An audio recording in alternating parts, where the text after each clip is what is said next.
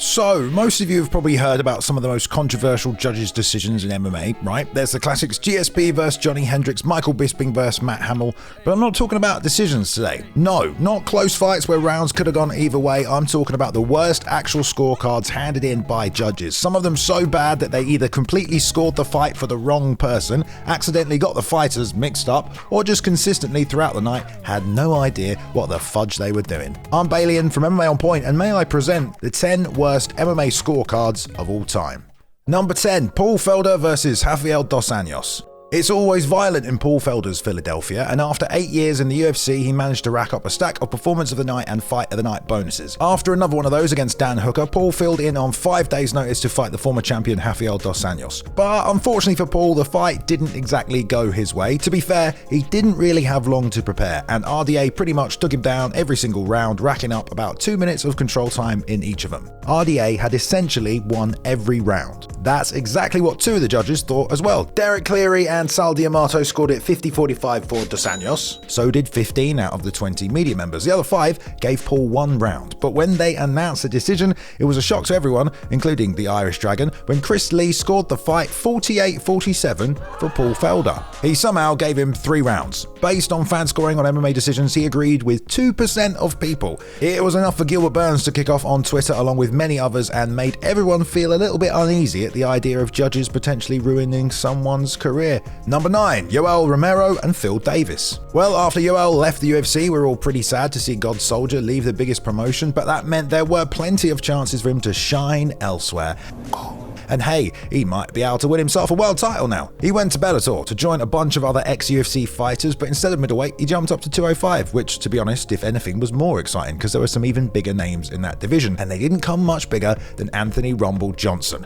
Ooh, mama, what a fight that was going to be. Yeah, until Romero failed a medical issue because of his eyes that apparently have all these cells in them. I don't know what Joe Rogan's on about. I love you! But he had to pull out, and they rebooked him against Phil Davis, of all people. Now, I know the guy's wonderful, but he's probably the only guy in the division who was going to be able to take him down. They got it on, and it wasn't the most action-packed fight, but Phil basically outworked him on the feet and eventually got a couple of takedowns and pretty much dominated him. It was a great performance from Phil and brought him back into the MMA media spotlight, but the scorecards were a little crazy. 30-26 for Phil, 30-27 for Phil, and then somehow a 29-28 for Romero. I think he also thought it was supposed to be a 5-round fight, so maybe that factored in somehow. But either way, I don't know what Jaren Valel was watching that night. That is a made-up name. But I don't think it was mixed martial arts.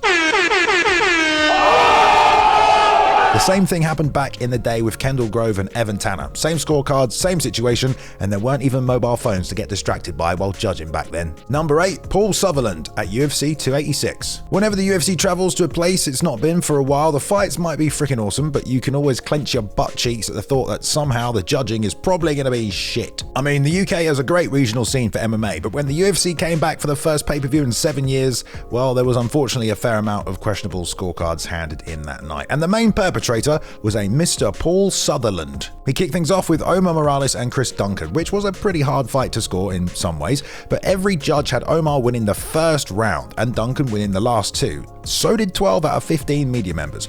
But Paul, oh Paul, he somehow had Omar winning every single round. No matter, okay, he has a chance to make up for it later when he judged Marvin Vettori versus Roman Dolidze, another close fight that I personally had Roman winning, but Paul thought Marvin had done enough to take all 3 rounds and he gave him a 30-27 that only 1 out of 25 other media members who were asked agreed with. Sorry, Jed Meshew, I love you, brother, but... What? And then to top off the night with Justin Gaethje and Rafael Fiziev, he gave the first 2 rounds to Rafael, but scored the last round, somehow, a 10-8 for Justin. Now don't get me wrong, it was his best round, but that made it 28-28, so a draw? Seriously? 0 media members and just 1% of fans agreed with him on that one. Number 7, BJ Penn vs Frankie Edgar 1. Well, this is a fight that still haunts some MMA fans' dreams. In the middle of a record-breaking title streak, BJ Penn had become one of the best fighters on the planet, defending the title 3 times, smashing all competition and forcing Joe Rogan to talk about bringing in fighters from other promotions, which he would not get away with these days, let me tell you. But then it all came crumbling down the night of UFC 112 when, for the first time, he ran into the answer for his dominance, Frankie Edgar. The fight was back and forth and was pretty damn close, but when the scorecards were read, the collective MMA community's little Hawaiian hearts sank. 48-47 49-46, and then the knife in the back, 50-45, all for Frankie Edgar. Unfortunately for the judges though, almost no media outlets agree with them at the time. Some called it an embarrassment of judging. Fight Metric Report had BJ winning, and although some fans voted that Edgar did indeed beat BJ, absolutely no one on earth thought he won all 5 rounds. Looking back at the first 2, round 1 BJ certainly landed the harder shots on Frankie, and although he got taken down at the end of the first round, it wasn't even counted officially. In round 2, BJ landed 3 times more strikes than Frankie. The rest of the fight was pretty close, but Doug Crosby was adamant his scorecard stood correct at 50-45 to Frankie. He even went on the MMA Underground to defend himself after, quote, hundreds of moaning, howling ghouls in RVCA and Prodigy Hilo Boy t-shirts surrounded his hotel like extras from Zombieland. He said Frankie landed the better strikes and outworked PENN, which wasn't true if you look at the numbers, and he said he rewatched his fight in the hotel room and wouldn't change his mind, and that he forgave everyone for their attacks of a professional and personal nature. Number 6, CHITO Vera versus Corey Sandhagen. The bantamweight division has come a long way since its UFC origins, and Sandhagen vs Vera was a culmination of years of evolution in the elite skill level the weight class now holds. Both men were at the top of the division, CHITO on a 4-fight win streak and Corey mid-title shot rebound. I think most people thought it would be a close contest, but in actuality, Corey was just too much for CHITO. He fried his brain with constant changes in his attacks and shot a bunch of effective takedowns, demonstrating his grappling ability. Attack, bang, hit there, okay, trying to settle, boom, this coming in, oh, now there's a shot. It was like there was no breaks. It was pretty awesome, man. Most people thought the Sandman had won every round, with the third being pretty close, but when they read the judges' scorecards, imagine the surprise when it was a split decision. CHITO getting a one judge calling that fight over you. How? So that guy was reffing a fight of my guys. My guy was in a rear naked choke, but it wasn't like sunken in. Hey, don't stop it, don't stop it, don't stop it. The guy stops it. You really screwed that one up. And like, maybe I didn't say it that nice, but that same ref was the judge that scored it for CHITO. Makes a lot of sense. The scorecards were officially 50-45 Corey, 49-46 Corey, and then somehow, by the power of the Scorpion King himself, a 48-47 for Vera, which meant Judge Joel Ojeda gave him 3 rounds of that fight. Not a single media member handed in a scorecard with Vera as the winner, and of the fans voting on MMA decisions, absolutely no one said CHITO won. Not even to troll. MMA Twitter exploded because why wouldn't they?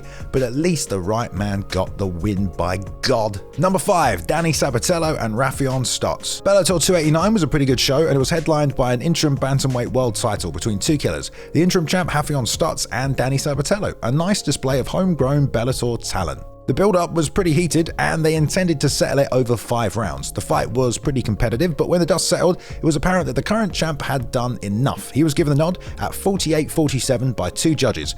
But then, of course, the third judge, cage side, had once again been watching a completely different fight, or just Netflix, and seemingly hadn't learned anything in 12 years, because once again, it was Doug Crosby who handed out another 50-45 clean sweep, but this time, it was for Danny Sabatello. Let me tell you, MMA Twitter was not happy about this one. At the very least, the right guy won the fight. Fuck you, Sandhagen! But to sit there and award all 5 rounds, people wanted a goddamn investigation. The other 2 judges scored the fight in exactly the same way rounds 1 and 4 to Danny, but Doug Crosby was smoking something we'll never know. Number 4, James Krause vs Trevin Giles. Not many people would tightrope walk across 2 buildings. Not many people could save the world with a game of poker. And not many people could take a UFC fight on 24 hours notice, but those people aren't James Krause. I didn't think it was that big of a deal, to be honest with you.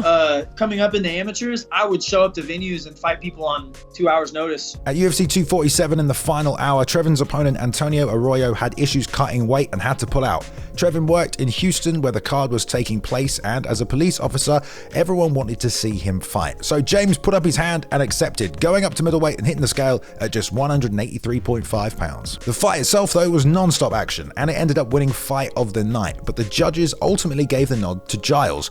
Once the actual scorecards were revealed, the real controversy started. Although most of the rounds were close, it was pretty evident that James dominated Trevin in the first round, securing the takedown, racking up 3.5 minutes of control time while attempting 3 submissions. 2 of the judges agreed, but Judge Joe Solis, against all odds, gave the first round to Trevin. Oh!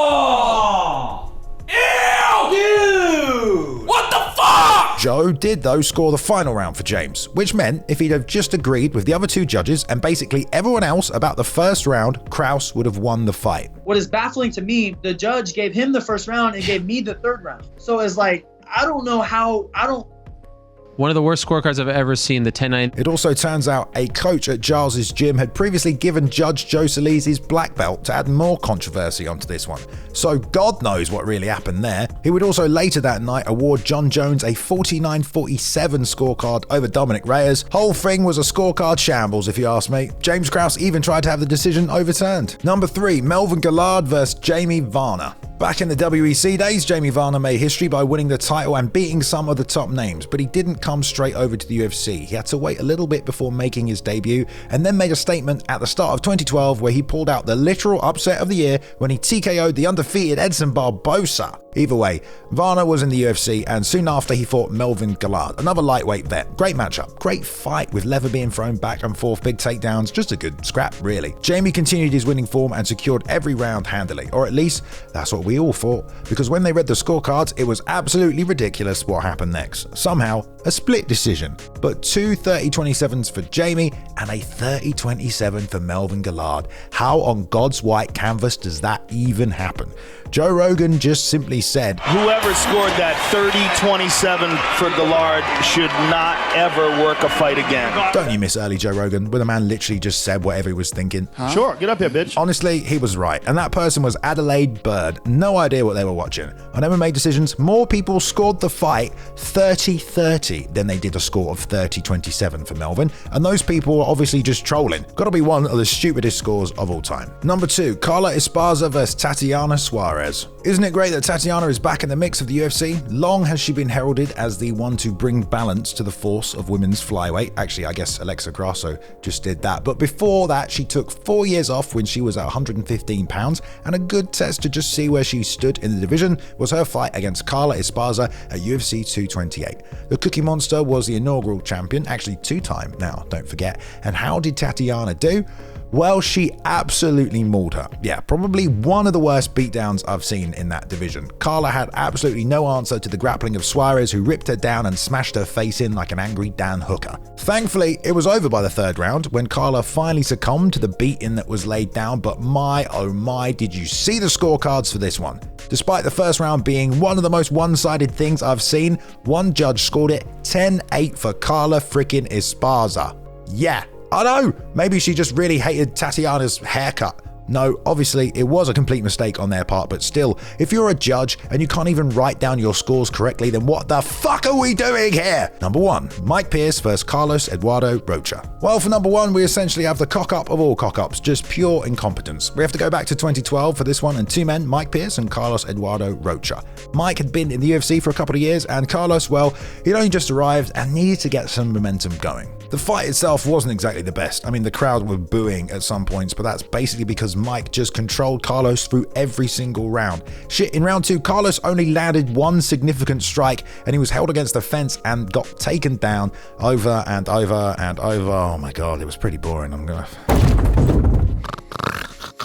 Basically though, he easily grinded out a nice UFC win bonus for himself, or at least that's what everyone thought. I think Mike's face says it all when Bruce read the first scorecard as 30-27 for Rocha. A split decision. A split decision. Mike, your last 3 fights have all been split decisions. Okay, I know you're not Jorge Masvidal, but please don't tell me the judges are going to screw you again. Well, there was absolutely nothing in the world that should have influenced anyone to award Carlos all 3 rounds in that fight, but Judge Rick Bays did.